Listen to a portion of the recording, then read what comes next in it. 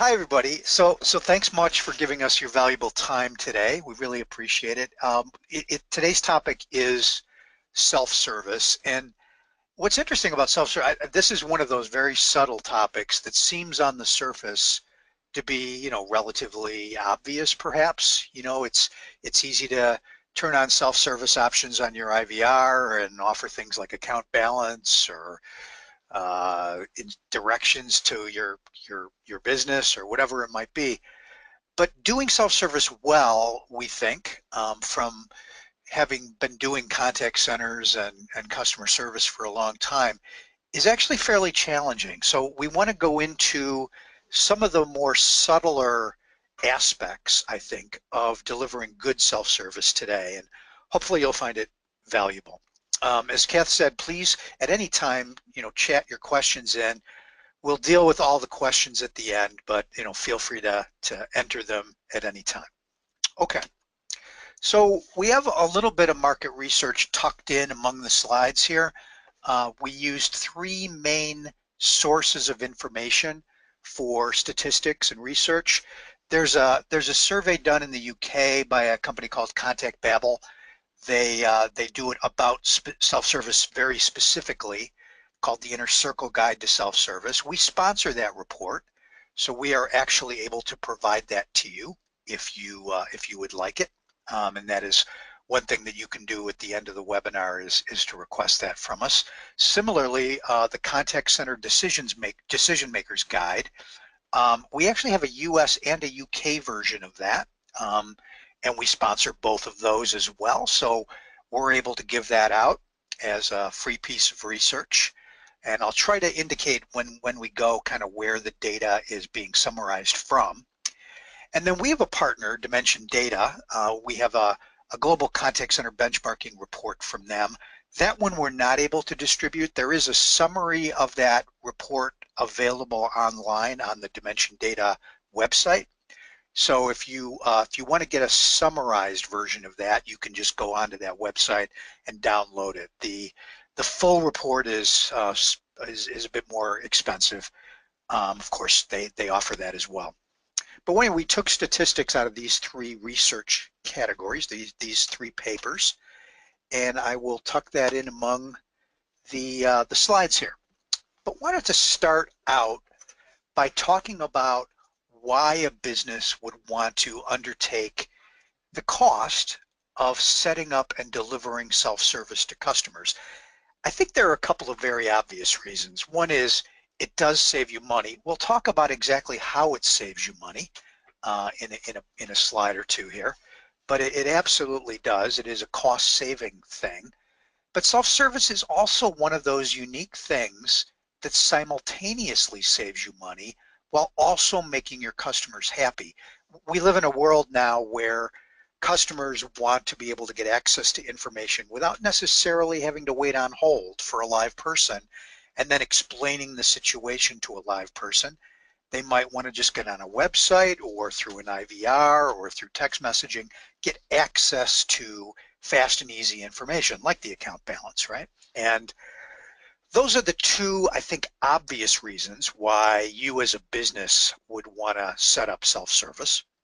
But there are, I think, some less obvious reasons, things that you may not have thought of, but that are absolutely the case when you set up and deliver self-service. And one of those, it does let you provide 7x24 service. So even if your contact center, your customer service agents are not available, you are still almost always able to get access to self-service engines. That IVR is always on.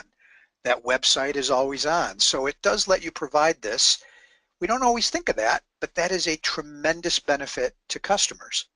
Another less obvious reason is it does increase the service level of your contact center, and it reduces customer abandonment rates in the contact center.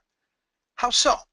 Well, if you think about it, if your agents are fielding fewer interactions, that some of which are being handled by your self-service engine, website, IVR, whatever, then they will be more available to take more complex calls, and therefore they will be there'll be a greater agent to call ratio available in your contact center. And similarly, that means that hold times, waiting in queue, will go down, and that in turn will reduce abandonment rates. So it actually does have a very positive impact on lowering hold times and increasing service levels. And then related to those agents getting the more complex calls and not having to deal with those mundane calls where they're answering, they're doing a password reset, or they're providing information that is commonly asked for in FAQs, your agents are now happier because they are dealing with more interesting calls or emails or chats or whatever it might be. And that in turn will lower the attrition rate. And we've seen this time and time again in contact centers where we've deployed pretty good self-service engines that take those mundane calls away from those agents. It actually can lower the attrition rate for agents who leave you. And as we know, we've done this in previous talks, agent attrition is a huge problem in contact centers. I live in the US, and the average attrition rate for contact centers in the US is 29%. Almost a third of agents leave their jobs every year. It's extremely expensive to replace them because you have to hire, you have to train, and so on. So that's a huge benefit that comes out of the deployment of self-service. Here's how we might see self-service in play in a full-blown customer journey. Let's take a patient dealing with a healthcare facility. The first thing they might see is an appointment reminder from the facility saying, do you remember your appointment is on this day? And maybe they have to change that appointment. They can't make that appointment. So then they can link directly from the reminder into a web page or an app that can allow them to change the appointment. From there, maybe they need to talk to someone. Now we'll see in a second what the elements of this journey are that are actually self-service and what isn't. But clearly when they talk to someone, that's not really a self-service portion, although the nurse in this case could be equipped with information about the patient that's provided in an automated way. And from there, they might fill out a form in advance of their visit to the doctor. That filling out of the form is again through a website or an app. They go see the doctor, of course, and then after that doctor visit, they get their results online. So now with online charts and online visit summaries and so on, we can now see everything after our visits summarized nicely for us. So what we're seeing here is there's a portion of the journey that's self-service, and it's the majority of the journey in this particular scenario. And the part of the journey that actually is live service, talking to an agent, of course there's the doctor visit as well, is a small portion of the journey. But even with through a variety of techniques, we're able to automate or self-serve through most of this customer journey. That's a huge cost savings. If every appointment had to be rescheduled through a live contact, those are fairly time-consuming things. And more customers want to be able to use automated systems to be able to do these kinds of things themselves. Okay. So I wanted to get to, as we spoke about earlier, that self-service does lower costs, and it may be somewhat obvious, but let's talk about why and how self-service lowers cost.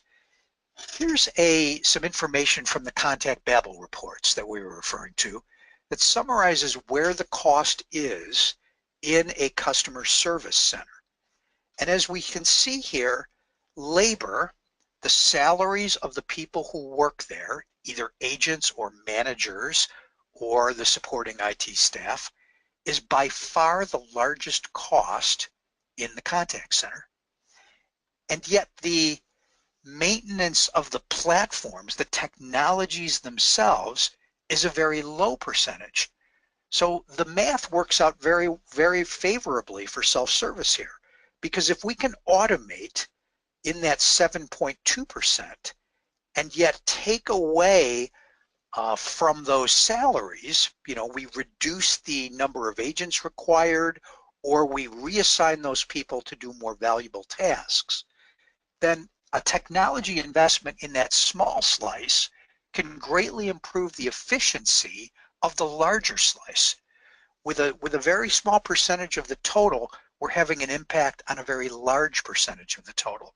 And that's a really good way to show the multiplier effect, right? Where, a minor investment can actually significantly impact your more major investment. Here's another interesting aspect of this whole thing, is if we look at the fact that agents are required on live interactions, then we can see a vast difference between the cost of live interactions and the cost of self-service. Just as an example, and here again, we're looking at contact babble for the most part information here. There's a bit of data on web from Forrester, but the average cost, this is a US number, of an inbound agent call is $5.52. What about an email? Well, an email is about $3.50. Why? Well, not because an email requires that much IT infrastructure, but really because the agent has to spend a significant amount of time replying to that email, reading it, analyzing it, looking up information, and replying. What about a web chat? About $3. Again, it's lower, possibly because agents can handle more than one chat at a time, typically, but it is significant. It's still 60% or so of the cost of a call. What happens when we go into self-service? A self-service call is about 70 cents. So we're at about 1/8 the cost of a call that goes to a live agent. Again, why? Because we're paying that agent's time in the form of salaries and benefits and facilities to house that agent. What about web self-service?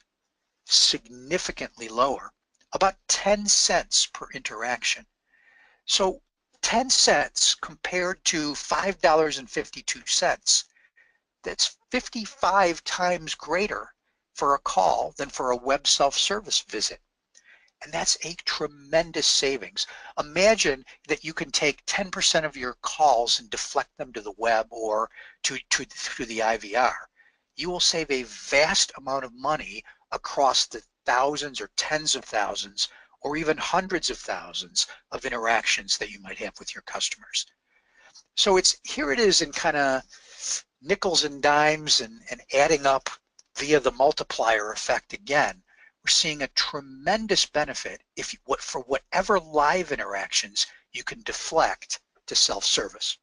Now, it's key, of course, that your contact center is sitting there waiting, because if the interaction gets more complex, then the person has to go to a live person, and they've got to know that they can get to live help if they need it. But as long as they're relatively self-sufficient, and in a lot of cases they will be, and we'll see what those cases are in just a second, they should be able to go into self-service engines and get a vast amount of help without having to deal with a live person. Let's take a look at those use cases. Where would self-service engines provide the biggest bang for the buck? Got a little chart here that shows us the volume of interactions coming into a business, low all the way up to high, and against that, the complexity of those interactions. And if we fill in these boxes with some examples, I think you'll see kind of the difference. We'll pick like one or two from each category here. So a low volume but simple interactions might be, say, a political survey. Why is that low volume? Because it only happens once every few years, perhaps. But so it's low volume, but it's a very simple thing to do via self-service. You just collect answers to questions, and and then you capture that in a database and you report on it, and that's it. A special offer might be another example of a low volume thing, because it's special. It only happens once in a while, but it's simple to play that offer out to customers and allow them to select whether they want that offer. That happens on retail websites all the time, where we see a lower priced item that's on sale, and if you click now, you can purchase that item at a significant discount. What happens though when you get up to high volume, but still simple transactions? Account balance, great example, right? Where you contact your bank, you need the balance on your account, or maybe you need to transfer funds from one account to another, those kinds of things. There are potentially hundreds of thousands or millions of these kind of transactions flowing through a significantly sized bank every month. And so that is kind of showing us that it's not that difficult to implement that particular kind of self-service, but you're going to get a lot of bang for the buck because it happens so often. Checking on the status of a delivery from a retailer, or confirming an appointment like we saw in our healthcare scenario. Again, lots of those kinds of interactions for that business, and yet not that hard to implement from a self-service perspective. Well, what happens when we look at complex interactions? If we look at something in the banking industry, a loan request, where someone needs to fill out a form and get qualified for a loan, could that be implemented via self-service? It could, but there you're potentially looking at their credit rating. You've got business logic in there to satisfy the request. It is more complicated to implement that, and it has to use the business rules that say the particular bank needs to implement. But it could happen a lot. There could be a high volume of those. So is it worth it to do that in self-service? Interesting question, and one, it depends a lot on the variability, the different kinds of loan requests that come in and how complex they do get. Imagine online gaming. Complex to implement a game online, but once it's implemented, a very high volume of interactions go through it potentially. So you can see there that it's starting to get a little interesting in terms of what makes for a good self-service type of interaction. And then you get into the lower right quadrant, where it's low volume and complex, a negotiation on price, a very expensive product, specially customizing a very expensive product, or trying to do diagnosis on a product that's failing. These things can be very, very complex, but might not happen all that often. So if we take a look at where the biggest bang for the buck is, it's definitely in that high volume, simple complexity quadrant, and then it drifts into lower volume or more complex, but with the other favorable dimension. Is it worth it ever to do the low volume complex interactions and try to do those in self-service? It might be. And right in the middle there we have automated courses, and we're seeing that a lot from online colleges that offer courses that are almost completely automated in terms of taking tests online and and having those tests automatically graded by the system and so on. There's an example perhaps of something that maybe somewhat lower volume. It's not like paying a bill, which is high volume, and it is complex, but potentially there is bang for the buck because I'm eliminating the need for an expensive, say, teaching resource. So there's a lot to the use case, and of course all of your own businesses will have your own specific use cases, but this is a bit of a way of a kind of approach or framework to evaluate whether or not a self-service interaction type is worth it. Talking about what customers are actually doing, there's a lot of different methods now available for self-service. We'll start at the top with websites, right? So according to Contact Babel, again, website FAQ lookups is available in about 89% of businesses. So very, very high volume of businesses are offering the ability to look up information on the website. And it is relatively low cost to do that, especially if the information being provided is very self-contained and is not variable. It doesn't change very often. Let's go down a little bit in terms of prevalence to IVR, DTMF-based self-service, touch toning in your way through the self-service engine, typing in your customer ID, typing in the fact that you want to get an account balance, and so on. About half of businesses are doing true DTMF-based IVR self-service. The cost goes up a little bit from the website because you've got to build that workflow in your IVR engine, and you've got to build that integration point to the data that the customer is asking for, but it's not terrible, right? And so this one falls into the yes, often done category. Similarly, implementing a mobile app, so the ability to take the website and have it accessible from a mobile device and or deliver an app from the business out to the customers so they can get that information, is again about half of businesses, as is being able to proactively send out emails to customers notifying them of something occurring. Your order has been shipped or whatever that might be. Goes down a little bit in prevalence when you get that same proactive use case but delivered through SMS, through text-based notifications. Why would that be lower? I think one of the reasons is probably because of the need to interface to an SMS gateway, which requires you typically to interact with a third party who has that gateway. Email can often be done through your own email server environment, but when you want to do SMS, you've got to contract the outbound through a gateway provider who can offer you other services to make life easier for you in terms of those notifications. So about a quarter of businesses are doing that today. And we're all getting very, very used to getting SMS texts now about our appointments or about an order being shipped or whatever it might be. And then we start running into the techniques for self-service that are much lower prevalence and much higher cost. Speech-enabled self-service through an IVR is a relatively old technology now. It's been around for 15, 20 years, and speech enablement of IVRs through intelligent speech recognition has gotten significantly better in the last 5 years. But it's still the case that doing a really good workflow in a speech-enabled IVR can be tricky.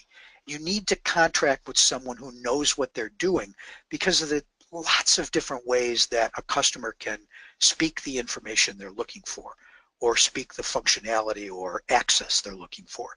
So it can get very tricky. So as a result, only 9% of businesses have implemented this. And even lower is the virtual assistant or chatbot. And this is newer technology, and this is where through text media, you're able to converse with someone online or with speech, but it actually is presented as almost as a person, but that person is a robot or a bot, or even a virtual face appearing on a website. You know, there are lots of different ways to do this, but it is pretty complex, and we'll talk about why. So if you look at that cost scalable dimension there, you see all those things that are in the tens of thousands. When you start straying up into more complex, sort of plain speak kinds of interactions where the customer can literally say anything, then we're drifting into implementations that could cost hundreds of thousands, depending, of course, on the complexity and variability of the information you're providing.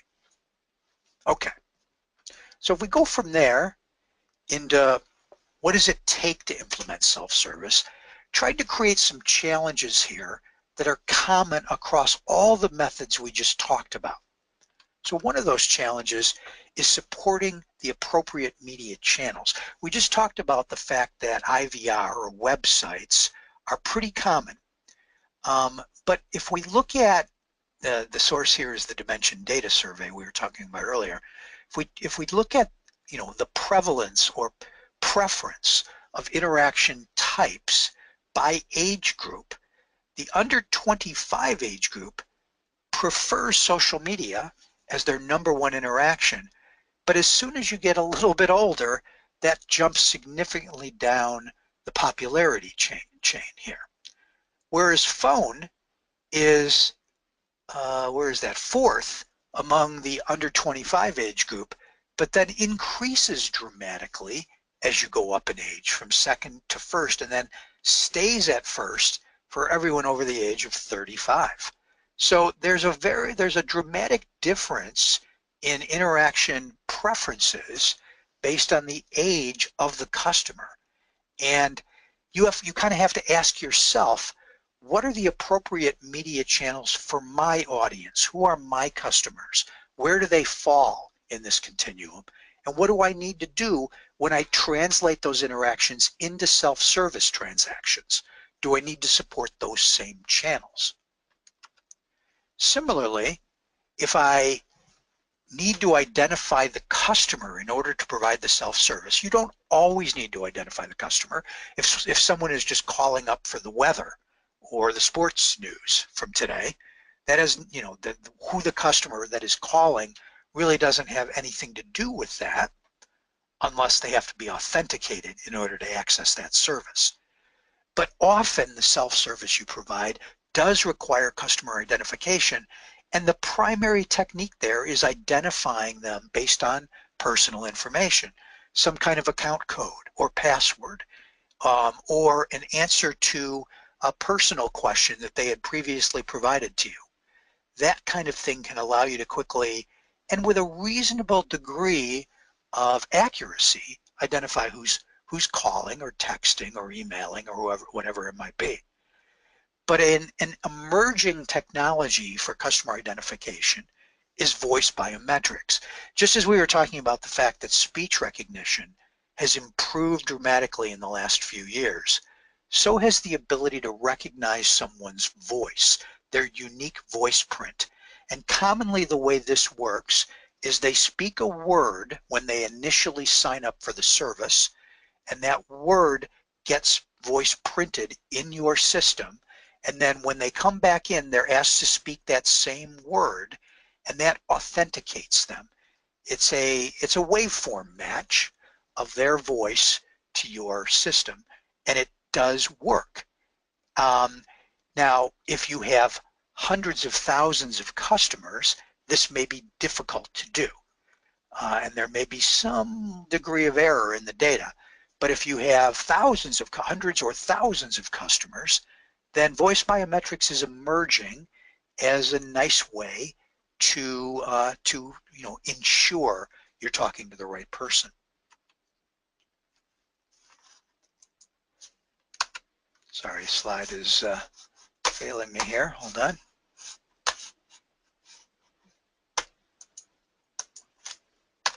Oh, here we go.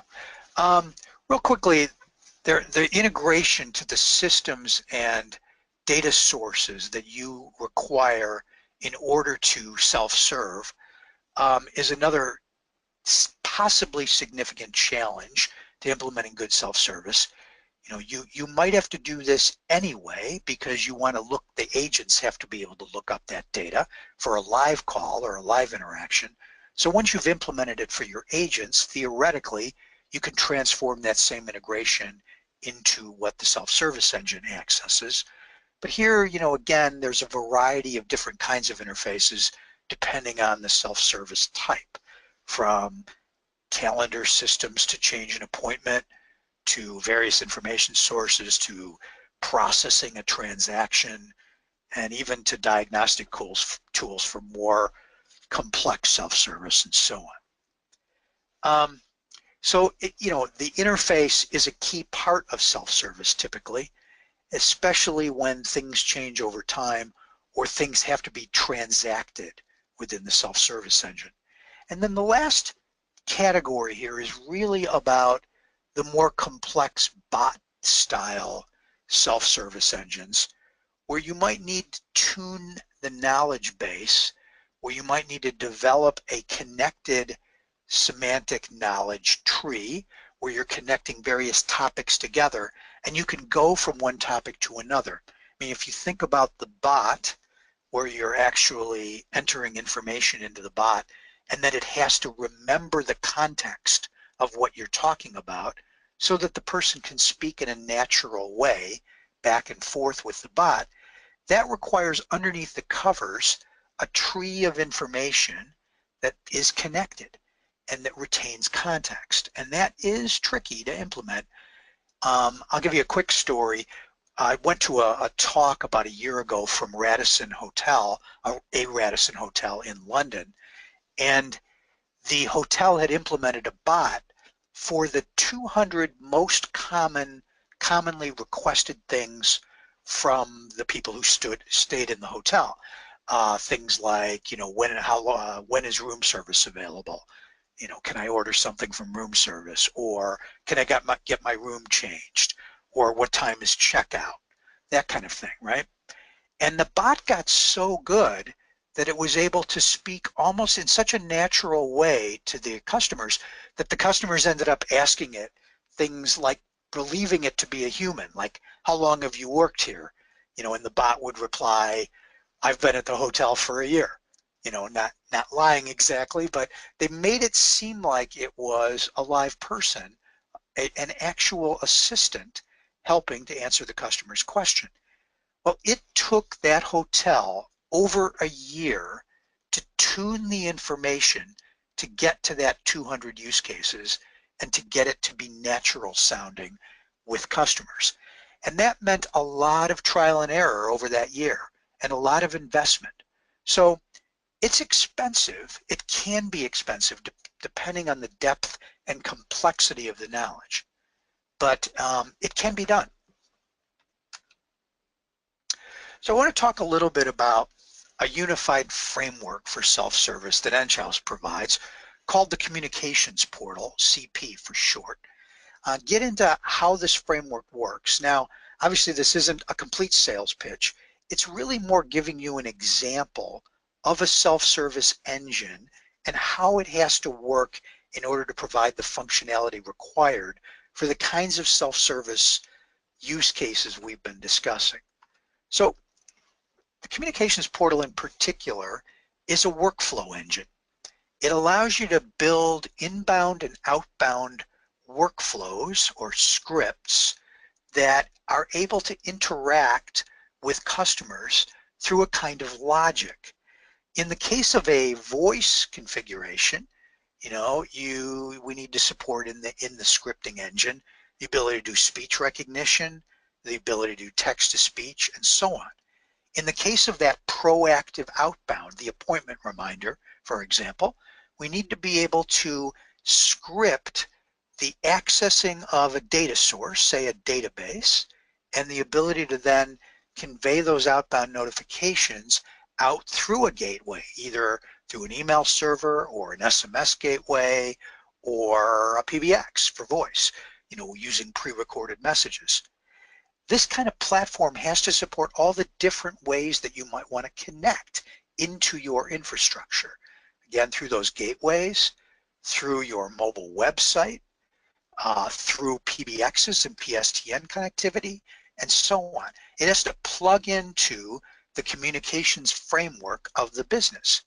And of course, an engine like this has to be high resiliency. It can't go down. You want it to be operational 7/24, so you're serving those customers anytime they want to access the system. And it has to provide a lot of things on a single server, a lot of connections from customers, what we call high density of interactions on a single device. And then it has to provide a way for you to set up and then tune and change workflow over time. And the way this tool does it is through a drag and drop graphical scripting engine, where I take these objects like you see there on the right hand side and I just drag them and connect them on the screen together. And in this case, I can provide menus and loops and information access objects and so on in order to set up a really good self-service workflow. And then, and this is a very important piece, it has to be able to integrate to the contact center.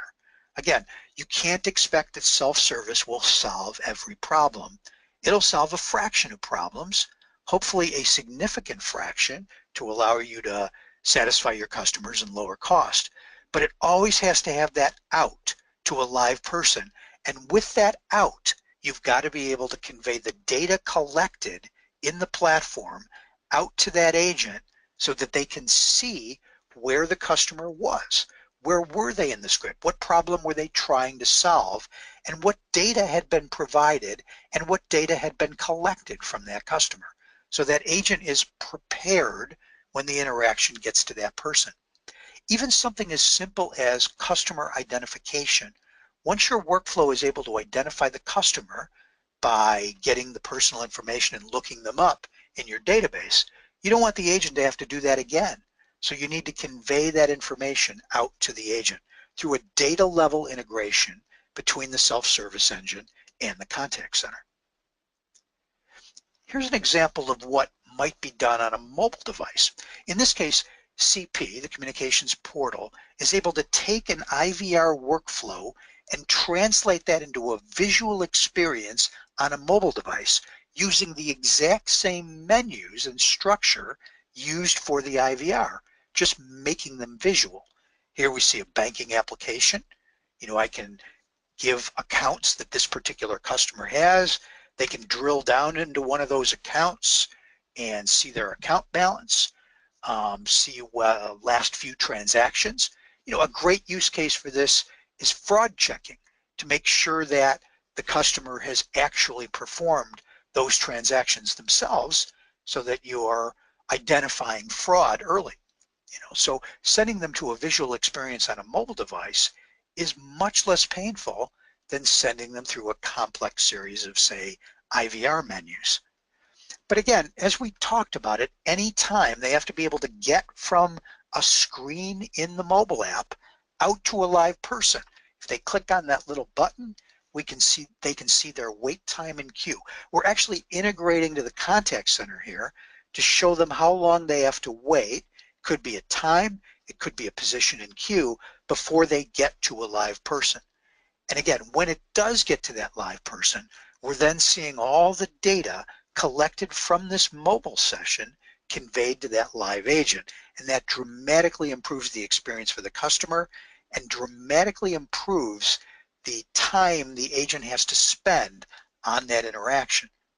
In that Contact Babel report, in fact, they quoted the average time it takes for an agent to validate a caller's identity. It's about 35 seconds. In the case of the IVR, mobile IVR experience, where I've already validated the customer, I've shaved 35 seconds off every single call that went to an agent. It's very valuable for the customer and for the contact center to be able to do that. The architecture of the mobile IVR does support virtually every single mobile device operating system, Android, Apple, Windows, and so on, and all popular browsers, Chrome, Safari, Internet Explorer, and so on. So all browsers for all mobile websites and all mobile OSs. We had to be able to do that in order to make it ubiquitous, because the customer we can't control. The customer's interface to the system comes through their mobile device, and therefore we have to support everything in order to satisfy the breadth of customer environments that they're coming in with. What about proactive notifications? We spoke about this as a mechanism. We spoke about email notifications. About half of customer service centers are doing something with email notifications, and about a quarter are doing something with SMS. How does that work? Well, for the case of pre-recorded voice, you can call a customer, through an automated call, and then play the message over voice. We hear that a lot, with special offers and so on. But often you want to convey the information via text media. because it is easier for the customer to work with. You can obviously reduce costs by lowering the number of inbound calls you get.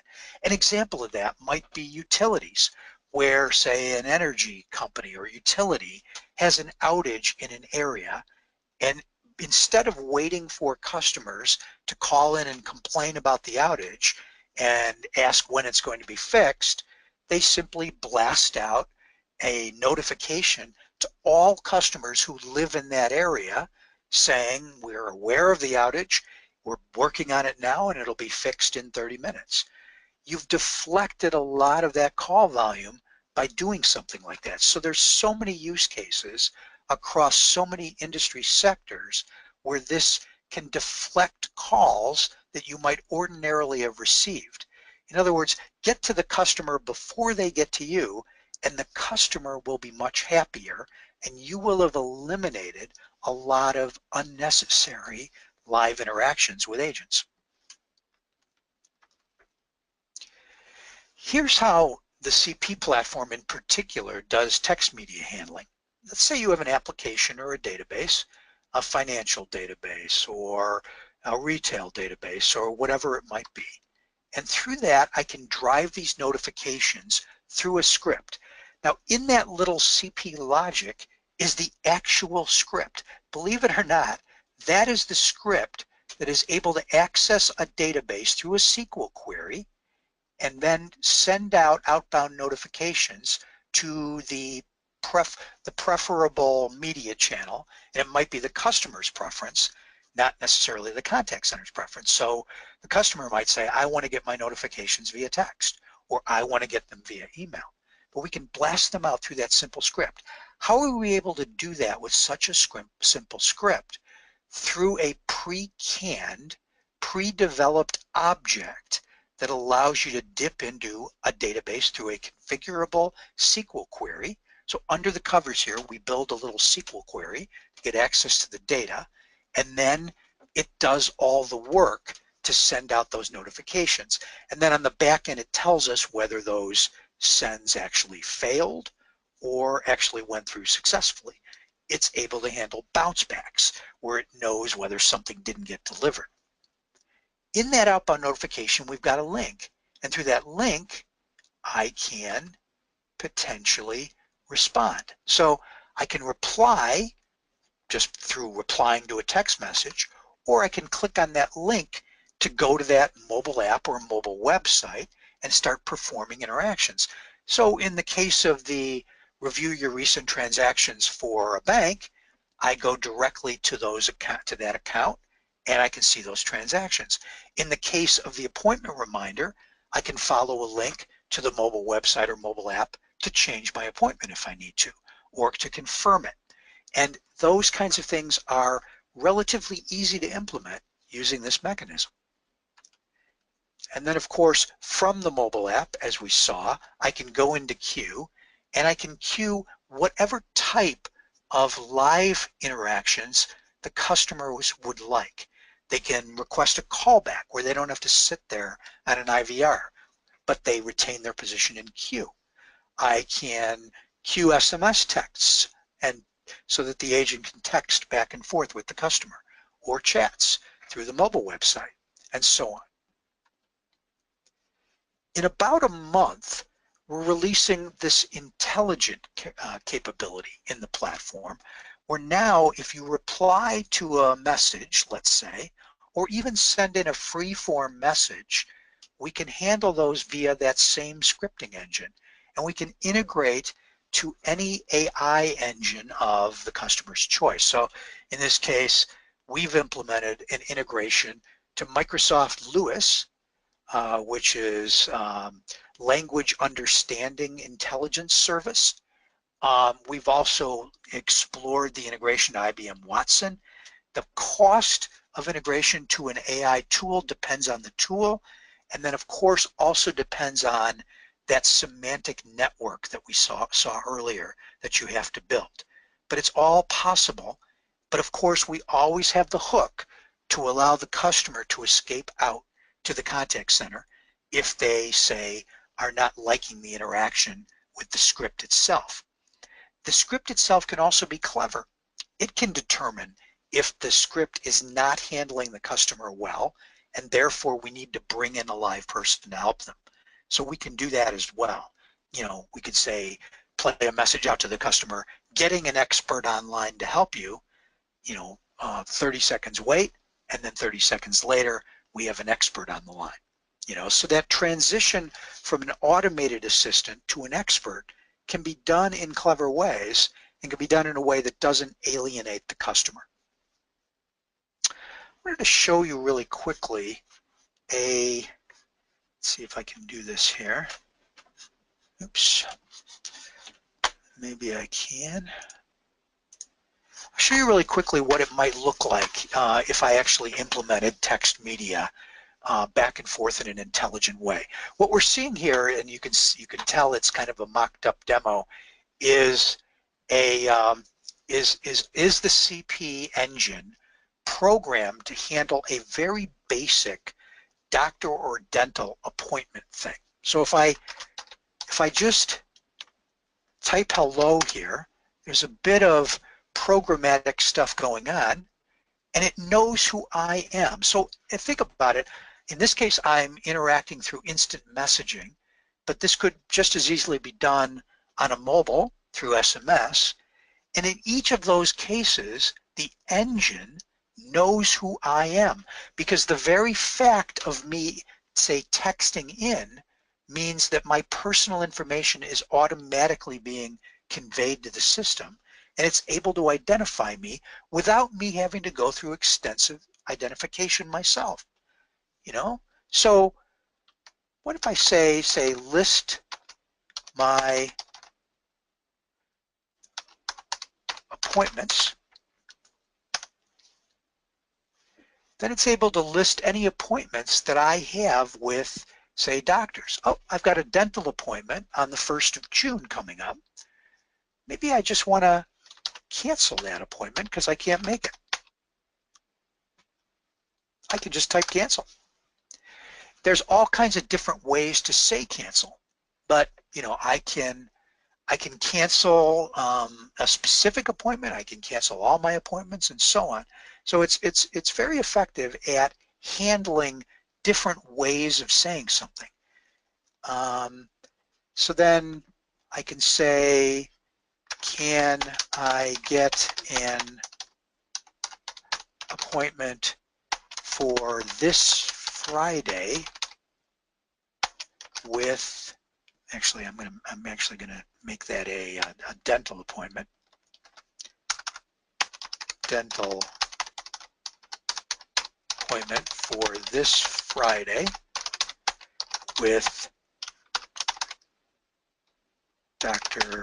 Venice at 3:00 p.m. And here, the system actually has to know what this Friday means. This Friday is the 2nd of June. So it's able to translate that. If I would have said next Friday, it would have gotten that right. And it would have said, okay, that's June 9th. So it understands the difference between various ways of saying something. And this is using Microsoft Lewis, as we talked about, and is a very effective way of doing this. Now, it didn't cost us a huge amount to set this up because we've restricted it to a fairly narrow set of grammars.